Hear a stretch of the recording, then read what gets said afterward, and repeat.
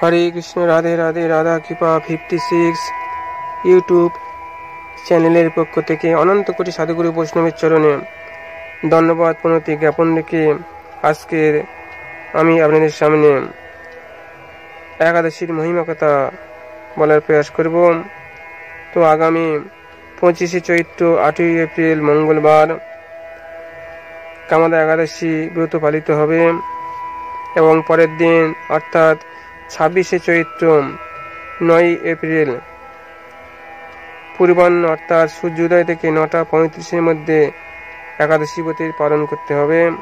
তো চলুন ভক্তগণ, আমরা সেই কামাদা একাদশী মহাব্রতের মহিমা শ্রবণ করি। চৈত্র মাসে শুক্লপক্ষের কামাদা একাদশী ব্রত মহত্ব বরাহ পুরাণে বর্ণিত হয়েছে। যুধিষ্ঠির মহারাজ বললেন, হে বাসুদেব, আপনি কৃপা করে আমার কাছে চৈত্র মাসের শুক্লপক্ষের একাদশীর মহিমা কীর্তন করুন।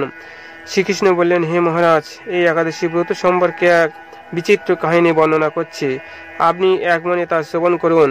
পূর্বে মহর্ষি বশিষ্ঠ মহারাজ দিলীপের কৌতূহল নিবারণের জন্য এই ব্রতকথা কীর্তন করেছিলেন। ঋষি বশিষ্ঠ বললেন, হে মহারাজ, চৈত্র মাসের শুক্লপক্ষের একাদশীর নাম কামাদা। এই তিথি পাপনাশক এবং পুণ্যদায়িনী। পূর্বকালে মনোরম নাগপুরে স্বর্ণ নির্মিত গৃহে বিষধর নাগেরা বাস করত। তাদের রাজা ছিলেন পুণ্ডরিক। গন্ধর্ব, কিন্নর এবং অপ্সরাদের দ্বারা তিনি সেবিত হতেন। সেই পুরী মধ্যে অপ্সরা শ্রেষ্ঠ ললিতা ও ললিত নামে গন্ধর্ব স্বামী স্ত্রী রূপে ঐশ্বর্যপূর্ণ এক গৃহে পরম সুখে দিন যাপন করত।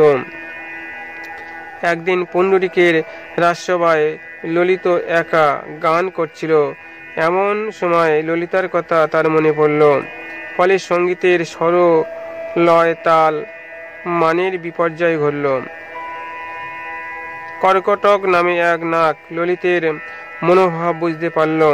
গানের ছন্দভঙ্গের ব্যাপারটি সে পুণ্ডরিক রাজার কাছে জানালো। তা শুনে সর্বরাজ ক্রোধ ভরে কামাতু ললিতকে, রে দুর্মতি, তুই রাক্ষস হও বলে অভিশাপ দান করল।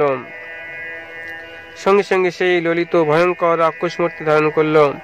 তার হাত 10 যোজন বিস্তৃত, মুখ পর্বত গুহা তুল্য, চোখ দুটি প্রজ্বলিত আগুনের মতন, ঊর্ধ্বে 8 যোজন বিস্তৃত প্রকাণ্ড এক শরীর সে লাভ করল। ললিতের এইরকম ভয়ঙ্কর রাক্ষস শরীর দেখে ললিতা মহাদুঃখে চিন্তায় ব্যাকুল হলেন। স্বেচ্ছাচারী রাক্ষস ললিত দুর্গম বনে গমন করতে লাগলো। ললিতা কিন্তু তার সঙ্গ ত্যাগ করল না। ললিত নির্দয়ভাবে মানুষ ভক্ষণ করত। এই পাপের ফলে তার মনে বিন্দুমাত্র শান্তি ছিল না। পতির সেই দুরাবস্থা দেখে ব্যথিত চিত্তে রোদন করতে করতে ললিতা গভীর বনে প্রবেশ করল।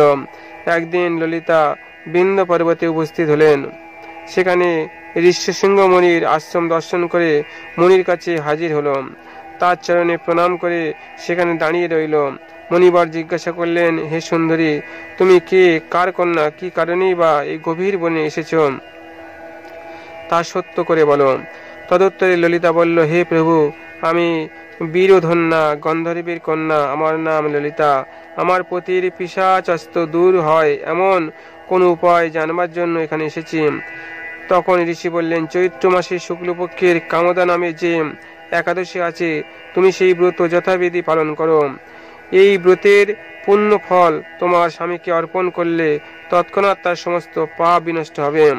বশিষ্ঠ ঋষি বললেন, হে মহারাজ দিলীপ, মুনির কথা শুনে ললিতা আনন্দ সহকারে কামদা একাদশী ব্রত পালন করল। তারপর ব্রাহ্মণ ও বাসুদেবের সামনে পতির উদ্ধারের জন্য আমি যে কামদা একাদশী ব্রত পালন করেছি তার সমস্ত ফল আমার পতির উদ্দেশ্যে অর্পণ করলাম। এই পুণ্যের প্রভাবে তার পিশাচস্ত দূর হোক। এই কথা উচ্চারণ মাত্রই ললিত সাপমুক্ত হয়ে দিব্য দেহ লাভ হল। পুনরায় গন্ধর্ব দেহ লাভ করে ললিতার সঙ্গে সে মিলিত হলো। তারা বিমানে করে গন্ধর্ব লোকে গমন করল। হে মহারাজ দিলীপ, এই ব্রত যত্ন সহকারে সকলেরই পালন করা কর্তব্য। এই ব্রত ব্রহ্মহত্যা, পাপ বিনাশক এবং পিশাচস্ত মোচনকারী। এই ব্রত কথা শ্রদ্ধাপূর্বক পাঠ ও শ্রবণে বাজপেয় যজ্ঞের ফল লাভ হয়। হরে কৃষ্ণ কৃষ্ণ কৃষ্ণ হরে হরে, হরে রাম রাম রাম হরে হরে। এখানে একাদশী ব্রতের মাহাত্ম্য কথা শেষ করলাম।